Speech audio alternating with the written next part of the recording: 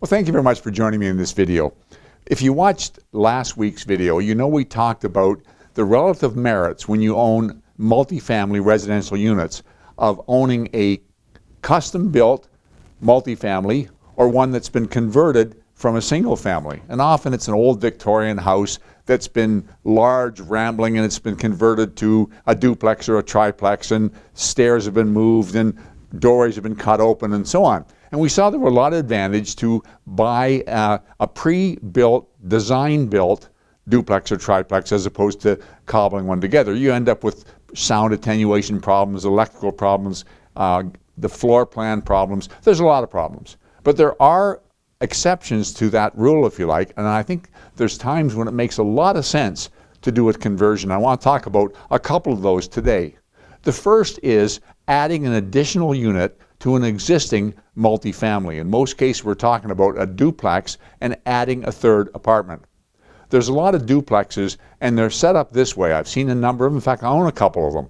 And the front door moves into the main floor unit. It's usually a two-bedroom, and it's a self-contained unit. The side entrance has a stairs that go up a few stairs and into the main floor unit, and then continues on up to the top apartment. Usually the main floor has 3 bedrooms and the upstairs has 1 bedroom, but it also goes down to the basement. And the basement would typically have a furnace room, a laundry room, might have a washroom down there, and perhaps a recreation room that's been put in.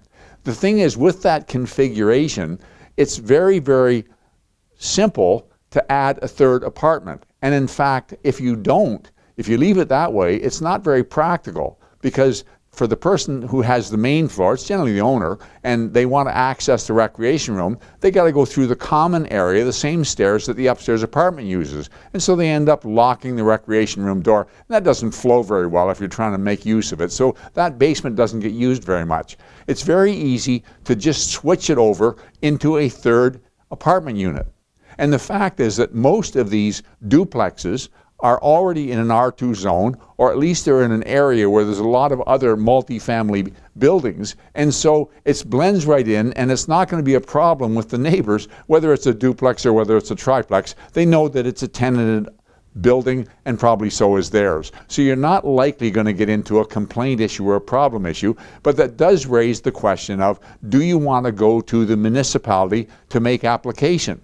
Bear in mind that if you do, you're going to get into having to comply with current zoning, side yard, setback, parking, all the regulations as if you were building a new triplex. So you may not want to go that route. I'm not telling you one way or another, but I can tell you that most municipalities are reactive, they're not proactive. In other words, they're encouraging additional units within the building, within the duplex. They don't have a problem with that. They say if we get a complaint, then we have to investigate. So they're not going to come down on you if there aren't any complaints registered. So I'm not concerned about that so much, but I am concerned if you're putting a basement apartment in, there's a couple of things you've got to keep in mind, and they all tie in with fire retrofit legislation. You want to make sure that the bedroom in the basement apartment has egress out, a window that's large enough that you can crawl out of. You don't want to have somebody in that bedroom, a fire start up, and they're trapped in there. So that's absolutely important. You also want to, in your construction, and you're constructing it new, so you can do this, you want to make sure that you use fire-rated drywall, and especially around containment of the furnace. That should be contained on all sides with fire-rated drywall. So there's some things you can do for fire attenuation, and you want to make sure you do those. Other than that, you'll find that the triplex will function even better than the duplex did before. It makes a lot of sense, adds significant revenue, and fits right into the profile of the community, the area that you're living in.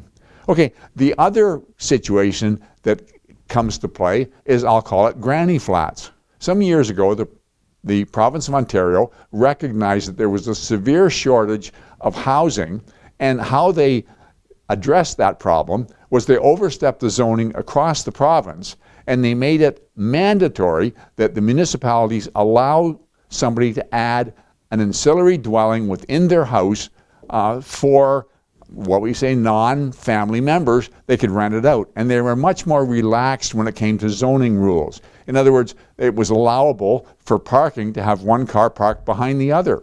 It wasn't a problem even if it didn't have its own unique entrance. You could go through part of the house to access the basement apartment, and a lot of people did. What it did address is it helped address the shortage of housing because it made more units available, and it also benefited a lot of people who were house rich and cash poor. Elderly people maintaining their home, didn't want to give up their home, but they found it tough paying the bills on a pension. All of a sudden they can get another 15, 18, whatever the market rent was for an additional apartment in the way of an ancillary dwelling. And it made a lot of sense. I want to caution you though, before you rush out and put a granny flat in your R1 zoning house, bear in mind that it isn't a legal duplex. In other words, it's allowable as long as you live there and it's an ancillary dwelling within your house. If you sell it and an investor buys it and he's not living there, now it's a duplex. And as such, if a neighbor complains and the city investigates it, they can shut it down because it doesn't comply with zoning. So it makes sense if you're in the house, you live in the house, you own the house, and you want additional income. It may not make sense. You want to do your homework before you put in a granny flat in an R1 zoning that you're planning on selling as a income producing property. Hope that makes sense. I want to thank you very much for investing your time watching this video, and I'll look forward to talking to you again next week. Thank you.